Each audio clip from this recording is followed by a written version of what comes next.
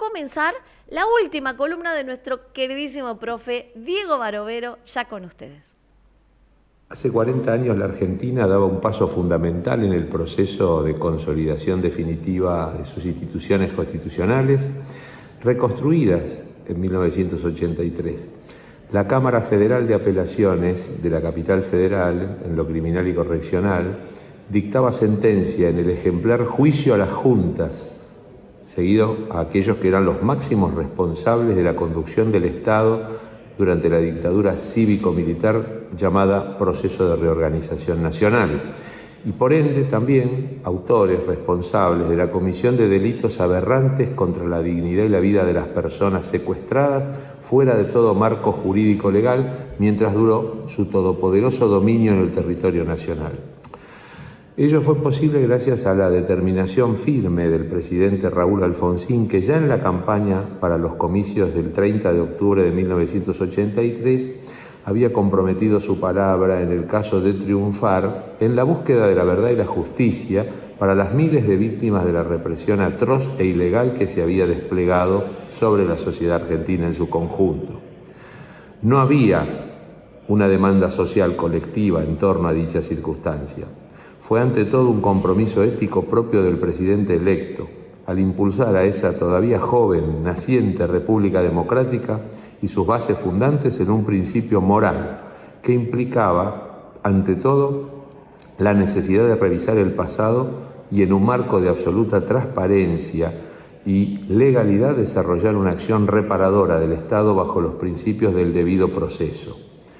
Bajo esas motivaciones, el presidente Alfonsín, en acuerdo de ministros, dictó los decretos 157 y 158, apenas había asumido la titularidad del Poder Ejecutivo, mandando enjuiciar a las cúpulas guerrilleras, como también a los responsables integrantes de las 3 primeras juntas militares. El paso imprescindible fue impulsar en el nuevo Parlamento la derogación de la autoamnistía que los propios militares habían decretado para que no se investigaran los hechos de violaciones a los derechos humanos. La intención primaria del presidente Alfonsín fue que las propias Fuerzas Armadas, a través de una acción ejemplarizadora del Consejo Supremo, su órgano jurisdiccional, llevara a cabo un procedimiento que desembocara en la exposición de la verdad de aquellos horrores y aplicara los castigos consecuentes a sus compañeros de armas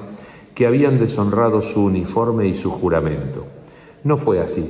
ya que el Consejo Supremo distrajo el tiempo otorgado para la instrucción sumarial en dilaciones y artilugios que solamente pretendieron impedir la acción persecutoria. Pero como la propia democracia naciente había previsto un mecanismo de superintendencia y apelación en el ámbito de la justicia ordinaria, así fue como ante las injustificables dilaciones, finalmente el órgano judicial se abocó a la denominada causa 13, notificando al fiscal y a los defensores de los acusados para asegurar a todas las partes involucradas que se cumplieran las previsiones de un juicio justo.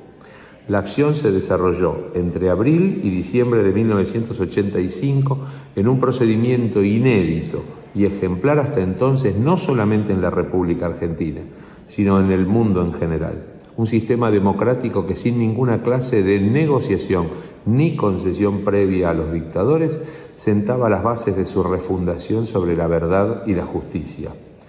La Cámara llevó a cabo su labor de manera ejemplar y discreta, cuidando hasta el mínimo detalle en materia de transparencia y discreción procedimental, imponiendo condenas a los culpables y absolviendo a aquellos sobre cuya responsabilidad en los hechos ventilados existía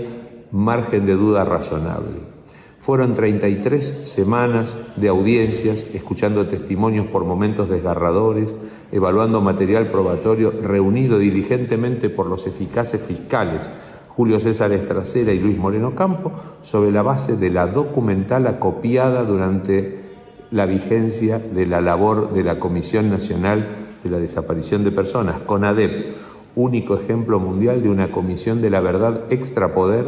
integrada por personalidades de la sociedad civil que contaba además con muy escasos recursos materiales para su labor, que sin embargo fue ciclópea y determinante para formar el corpus probatorio. El juicio a las juntas, del que se están cumpliendo 40 años, dejó para los tiempos un legado de justicia en cuanto a haber clarificado la existencia de un plan coordinado y ejecutado sistemáticamente para el exterminio de personas,